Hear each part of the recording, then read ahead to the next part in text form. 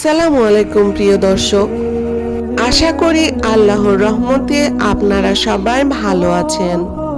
আপনার স্বামীকে আবার আপনার প্রতি আকৃষ্ট করতে চান, শুরুটা এখান থেকেই। কিন্তু একটা বিষয় মনে রাখুন, ভালোবাসা হঠাৎ করে হারিয়ে যায় না। অবহেলা, ভুল বুঝাবুঝি আর দূরত্বের কারণে ধীরে ধীরে কমে যায়।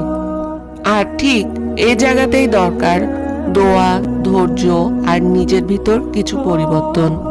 আমাদের প্রিয় নবী হযরত মুহাম্মদ সাল্লাল্লাহু আলাইহি ওয়াসাল্লাম শিখিয়েছেন, দাম্পত্য সম্পর্ক সুন্দর রাখতে আল্লাহর কাছে দোয়া করা এবং উত্তম আচরণ করা খুব গুরুত্বপূর্ণ। সে গুরুত্বপূর্ণ দোয়া, রাব্বানা হাবলানা মিন আজওয়াজিনা ওয়া যুররিয়াতিনা কুররাতা আয়ুনিন ওয়াজআলনা লিল মুত্তাকিনা ইমামা। অর্থ, হে আমাদের রব, স্ত্রী ও সন্তানদেরকে আমাদের চোখের শীতলতা বানিয়ে দিন এবং আমাদের মুত্তাকিদের জন্য আদর্শ করুন। কিভাবে এই আমল করবেন? প্রতিদিন ফজরের পর ও রাতে অন্তত 11 বার পড়ুন। মন থেকে স্বামীর জন্য দোয়া করুন। পড়ার সময় কল্পনা করুন আপনাদের সম্পর্ক আবার সুন্দর হচ্ছে। শুধু দোয়া নয়, এ বিষয়গুলো জরুরি।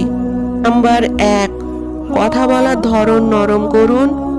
রাগ, তর্ক, অভিযোগ এগুলো ধীরে ধীরে ভালোবাসা কমিয়ে দেয়।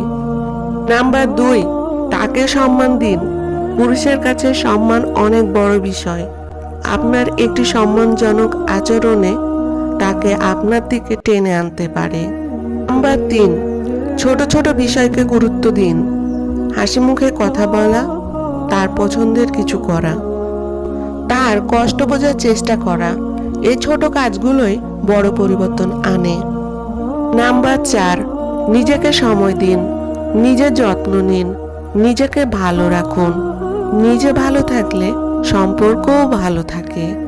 একটি গভীর সত্য, আমরা অনেক সময় চাই সামনের মানুষটা বদলে যাক, কিন্তু বাস্তবতা হলো আপনি বদলালে আল্লাহ আপনার পরিস্থিতিও বদলে দিতে পারেন।